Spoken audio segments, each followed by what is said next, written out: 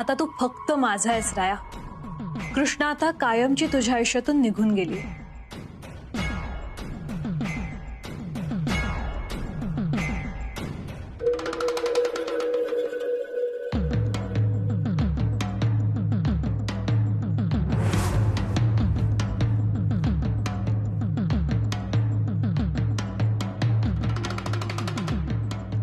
कृष्णा, कृष्णा तू आलीस?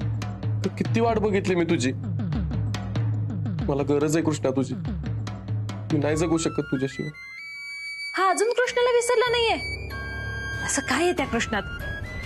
बगाड्या दिवशीच त्याचा जीव गेला असता तर चांगलं झालं असतं। मला एक कळत नाही,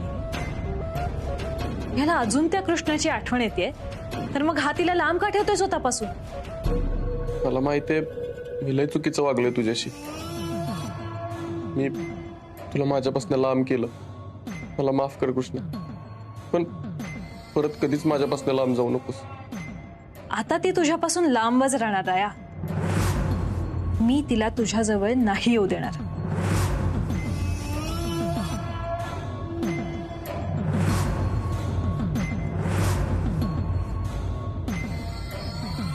कृष्णा मला वचन दे, मी तुझ्या चांगल्यासाठी जी जी काय करीन त्याचं तू वाईट वाटून घेणार नाही, माझं सगळं ऐकणार। ते वचन।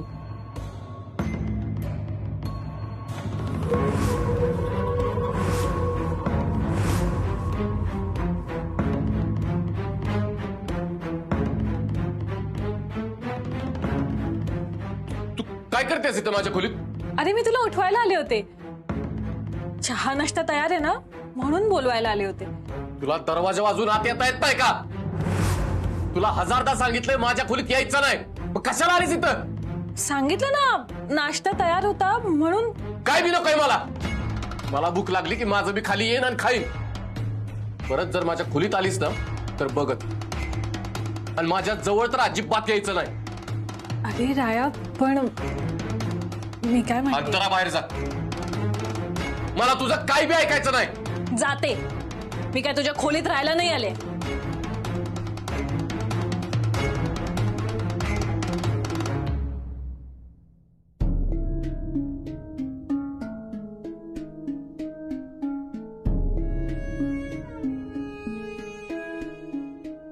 कृष्णा ग ही काय करतेस तू? हा हे कपडे कशा पायी वाळत घालतेस?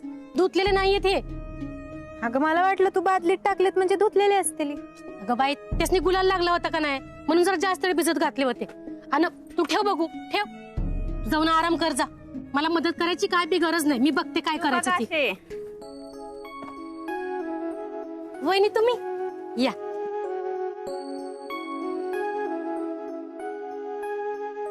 आज समजा जणी कशा काय इकडं?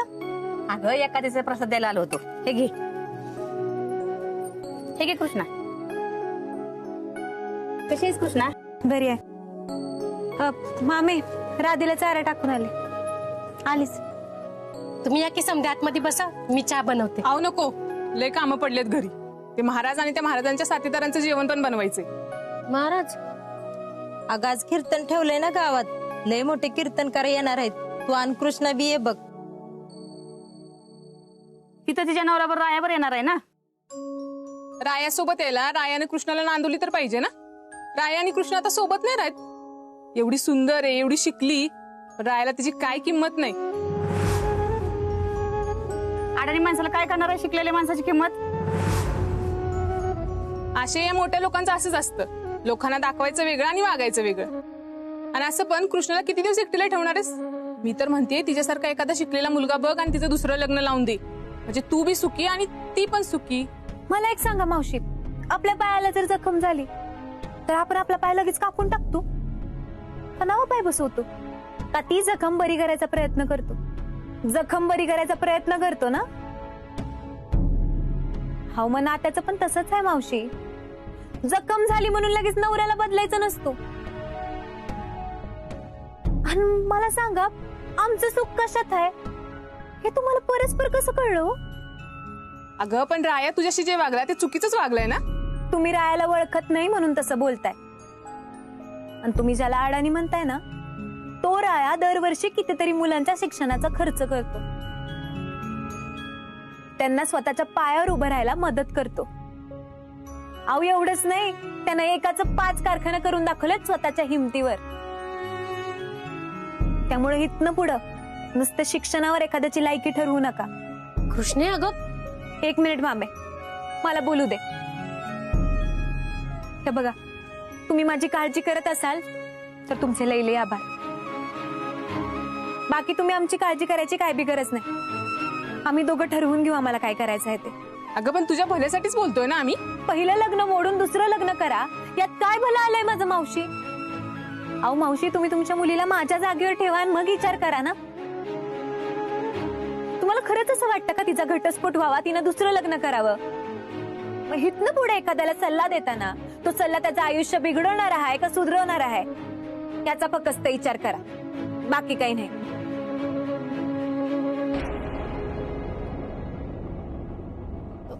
तुम्ही वाईट वाटून घेऊ नका, मी बोलते कृष्णीशी.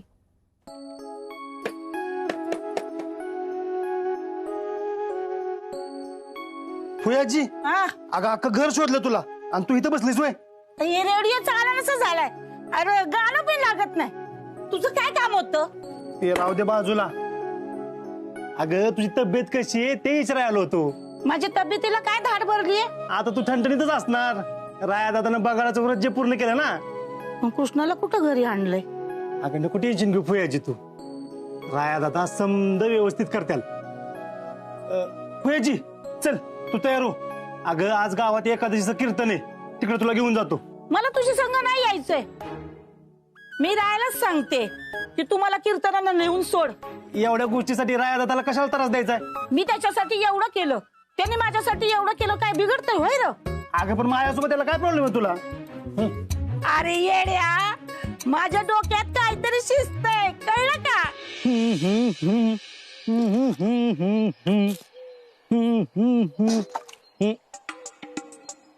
आई शपथ, राज्यात सीएच्या परीक्षेत पहिले आलेल्या कृष्णा मॅडमनी आमच्या अंगणात पाऊल टाकलं.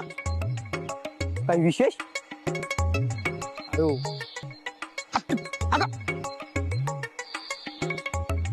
बर, माझ्याकडे काही काम होतं का? का तुझ्याकडे काही काम असलं तरच यायचं का? अगं तसं नाही. तुला राय काय बोललाय का? तसं तर आता लय झालं. थांब, त्याला आता जाऊन जा विचारतो. अय थांब, तू कशाला काय बोलेल? आणि दरवेळेस करायची चूक असती वे. अगं मग तो पण काय नाही बोलला तर तुला झालं तर काय? माणसासनी काही कामं नसतात ती वे. हा, दरवेळेस काय दुसऱ्याच्या संसारासारखी दखल द्यायची असती? त्या बायकांनी तर माझं डोसकच फिरवलंय. कोणत्या बायका? गावातल्या बायका मामीला भेटायला आल्या होत्या. मग त्या मामीला सांगत होत्या, राया जर कृष्णाला नांदवत नसेल तर एखादा चांगला मुलगा बघून तिचं लग्न लावून टाका. आणि रायाला काय बाई दोष देत होत्या र? आता मला सांग, हे बोलायची काय गरज होती का त्यांना? नाही ना. आमचं आम्ही बघून येऊ की कशाला मध्ये मध्ये तोंड घालायचं? कृष्णे, राग नको देऊ, पण रायानं तुझ्या आयुष्यातला सगळा आनंद हिरावून घेतलाय ग. लग्नाच्या आधी किती खुश होतीस तू. सगळ्यांना धीर द्यायचीस. तुझ्या समोर कोणी असलं की त्याचं दुःख दूर पळून जायचं. आता मला पण खरंच वाटतंय, राया जर तुला भाव देत नसेल ना तर तू पण त्याला भाव नको देऊ. अगं त्याला सोडून दुसरं लगीन कर. काय बोलतेस? काय कळते का तुला? हा, काय बी बडबडायला लागलायस वे? नाही र, नाही. तुझ्याकडनं ही अपेक्षा नव्हती. तू बी बाकीच्यांसारखाच निघालास.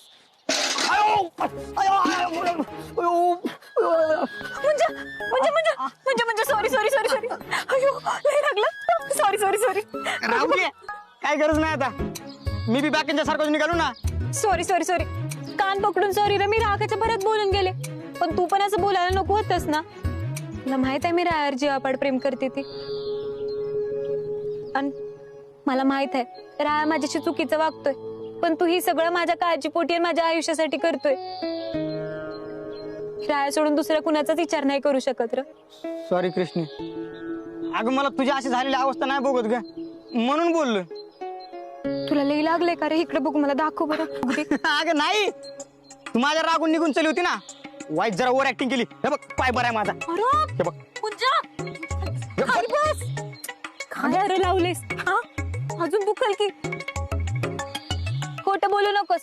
मला माहितीये तुला चांगलंच लागलंय ते. लागले पण पायाला नाही, मनाला. कृष्णे, तुला झालेला त्रास मला नाही बघत ग.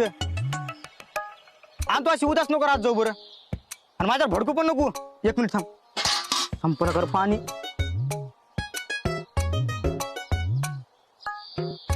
लका काय? पाणी संपलं. पाणी जर दिलं असतं ना तुला, ते पाणी आहे ना असं डोक्यावर ओतून घेतली असती तू, म्हणजे जरा थंड झाली असतीस. काय बी असतंय तुझं. आता कशी अशी सुद्धा हसत राहा जरा. हसला कशी भारी वाटतेस तू.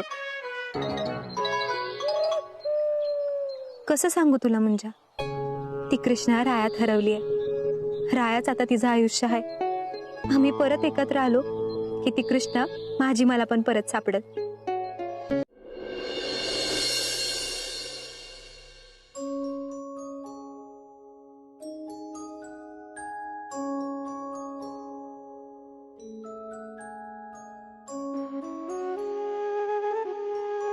राया असं काय बसलायस? चल पटकन, आपल्याला निघायचंय. कुठं जायचंय? अरे आज गावात कीर्तन आहे, ते ऐकायला जायचंय. हरिनाम सप्ताह झाला, यात्रा बी संपली, आता कसलं कीर्तन? एकादशीचं आहे. तू चल लवकर. तुला तर माहितीये मला कीर्तन चुकवायला आवडत नाही. ठीक आहे, मी अनिलला सांगतो तुला न्यायला. का? तुला का नाही जमणार? कारण माझं ठरलंय, आता आयुष्यात ते देवाचं तोंड नाही बघायचं, त्या मंदिराची पायरी बी नाही चढायची, आणि असं बी काय कामाचे नाहीत तुझे देव. माझा त्यांच्यावरचा विश्वासच उडालाय. राया काय बोलतोयस तू? जो समध्याचा करता धरता आहे त्याच्यावरच तू अविश्वास दाखवतोस. का ठेवू मी विश्वास? ज्याची आतापर्यंत सेवा करत आलो, ज्याच्यावर विश्वास ठेवून सगळं केलं मी, त्याच्याच साक्षीनं कृष्णासंग लग्न केलं, आणि त्याने काय दिलं मला?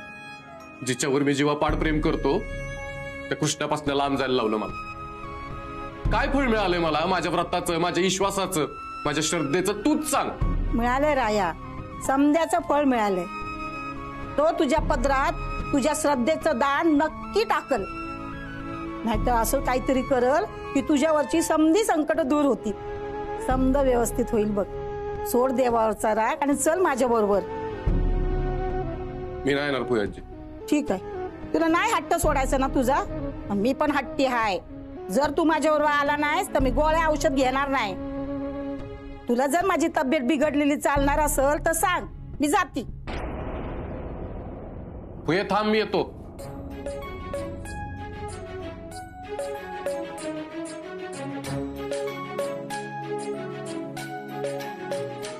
चल आता.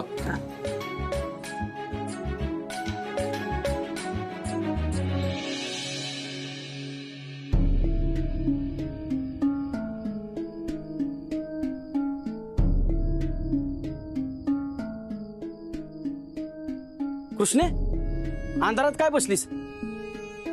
ए बाळा, ती निसांचं असं बसून आहे.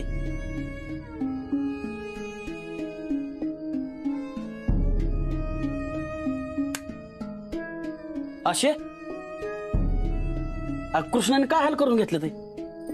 आणि अशी किती दिवस ती उदास बसणार आहे? काय बोला ना पण ती. मला बी त्याचीच काळजी वाटायला लागले बघा. आपल्या लेकीच्या चेहऱ्यावरचं हसू पार हरवून गेलं. सतत कुठल्या ना कुठल्या विचारत असते ती, आणि तिला असं एकटीला इथं सोडून जायचं म्हणजे मला भीतीच वाटते.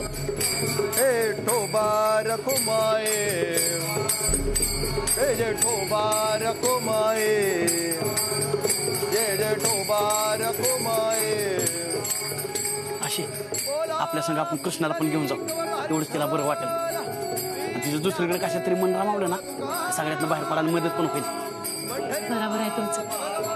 चालेल कृष्णे, हे कृष्णे चल, आपल्याला निघायचं आहे. कुठं? कीर्तनाला.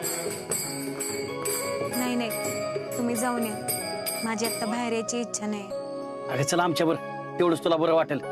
आणि त्या घरात बसून तरी एकटी काय करणार आहे? तुम्ही जाऊन या की दोघं, मी थांबते घरीच.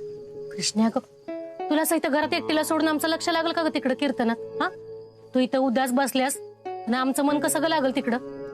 मग माझं तरी मन लागणार आहे का तिकडं? मग काय उपयोग आहे त्या कीर्तनाला येऊन? असं तर माझं मन कुठंच कशात लागणं झालंय. जगायचीच इच्छा मेल्यागत झाली. कृष्ण काय बोलतीस तू? आम्ही आहे ना तुझ्या संग. आणि असं संध्याकाळचं अभद्र बोलू नाही बाय. आणि आता तू ही जी काय बोललीस ना, ते ऐकून तर माझी हिंमतच होणार नाही बघ तुला असं घरात एकटीला सोडून कुठं बाहेर जायची. तू चल चल बघ, उठ उठ आधी. तुम्ही कडे लावा आणि तुम्ही बी चला. सुख झाले हो साजणे, सुख झाले हो साजणे, सुख झाले हो साजणे. भुयाजी तुझा का काय झालं राया? चल की आत. भुयाजी तू सांगितलं म्हणून इथवर आलोय मी. आणि जोपर्यंत कृष्णाच्या जीवावरचं संकट दूर होत नाही तोवर मी देवाचं तोंड बी बघणार नाही. तू तुझा आतमध्ये. असं करू नकोस राया. देवाला असं रागून कसं चालल? आणि देव माझ्या नशिबावर रागावलाय त्याचं मी काय करू? ऐक माझं भुयाजी, तू ऐक कीर्तन. तू जर माझ्या मागे लागलीस ना मी घरी निघून जाईन. नको रे बाबा, असं काय बी करू नकोस. थांब इथंच, मी जाते आतमध्ये. विठ्ठल आवडे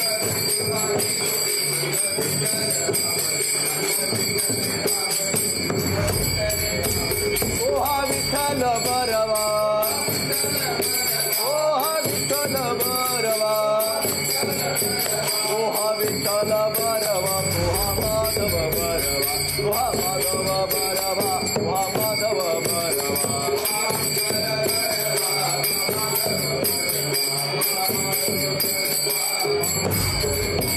सर्व सुखाचे आगर,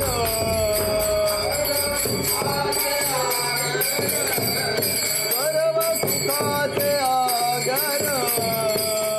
जय जय ठोबार खो माये, जय जय ठोबार खो माये, जय जय ठोबार खो माये, जय जय ठोबार खो माये, अरे ठोबार खो माये, जय जय ठोबार खो माये, जय जय ठोबार खो माये. जीवाची आ जीवा, प्रेम भावाची आ भावा, तुझ वाचुनी केशवा अनुने नो काहे.